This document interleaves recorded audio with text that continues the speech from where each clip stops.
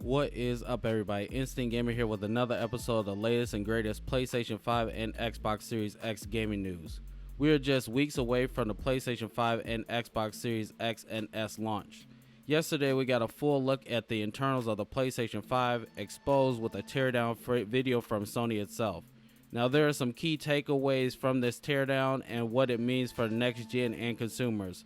So let's get into it. First thing we notice is how massive the console actually is.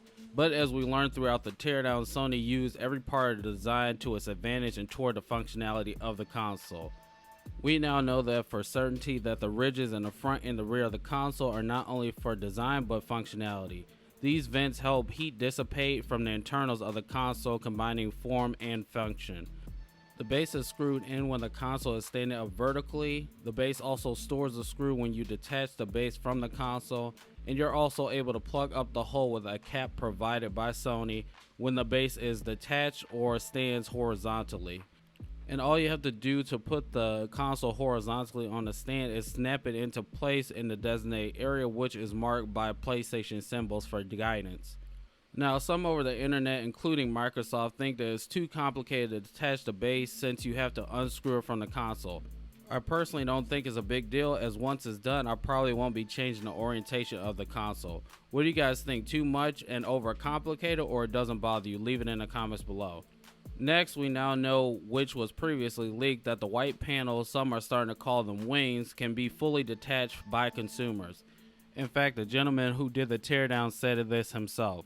This opens up consumers to be able to fully customize their PS5, which I myself am looking forward to. This puts to rest the black console leaks and rumors, as at a certain point you can make your console black or themed as you please. And we all know that Sony will utilize this to make special edition PS5s in the near future. After the removal of the panels, we see that cooling and air intake occurs on both sides of the console. This just previews how massive the airflow will be in this console to provide enough cooling to the overclocked chips. We also saw that the console will have dust catchers, which in a sense makes it easier to remove dust through vacuuming dust accumulation after long-term use of the console. If you have a console this generation or previously, you know how important it is for this feature, as consoles are very difficult to thoroughly clean. In fact, Sony recommends vacuuming frequently, especially to avoid overheating issues. Storage expansion is located right below the panels.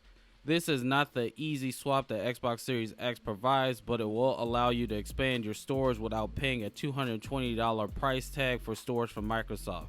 Now, Sony hasn't released a list of compatible storage quite yet, but will cover you as soon as they do. Some do not agree with this method by Sony, but realistically, how often do you actually swap out your storage? I know that once I install it, it's going to stay there. It also avoids a card sticking out of your console, which carries its own risk. What do you guys think? The Sony solution under the panels and more consumer variety in finding expandable storage, or Xbox plug-in solution with their proprietary storage? To me, the more options, the better. Leave it in the comments below. We also saw, in terms of cooling, that the chip also has long rumored liquid metal covering it. Now, this is another expensive aspect of the console itself, but Sony spent 2 years testing the durability of this solution to see its long-term usage. I guess the best thing to note is that hopefully there won't be any issues of long-term use over 4 to 7 years of the lifespan of the console. We also have a huge heat sink, which has the performance level of a vapor chamber. Between that, the liquid metal, a huge fan, and vents everywhere, it looks like Sony is not playing around with the heat and noise aspects of the console. Even the disk drive is double insulated. This is in contrast to reports of an extremely hot running Xbox Series X, which has a much smaller footprint, but it comes at a cost of air ventilation. Only time will tell which solution is better. I personally like the fact that Sony combined form with function, and once you break it down, you'll see how good the pricing really is for the next generation console. What do you guys think about the design and the internals? Leave it in the comments below. We should be seeing more information from both Sony and Microsoft before the launch of the consoles, including the UI from the PlayStation 5.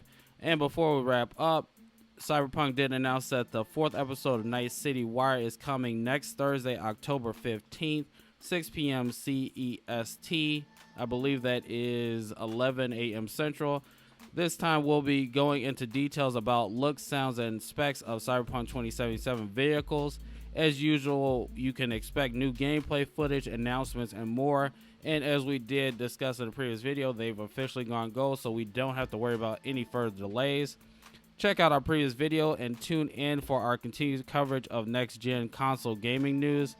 Thank you for joining us here at InStinctGamer. Don't forget to like and subscribe. Hit that notification bell if you haven't already so you can stay up to date when we release content. Follow us on Twitter at InStinctGMR and on InStinctGamer.com for our latest news and posts. Have a great day, and we'll see you in the next video.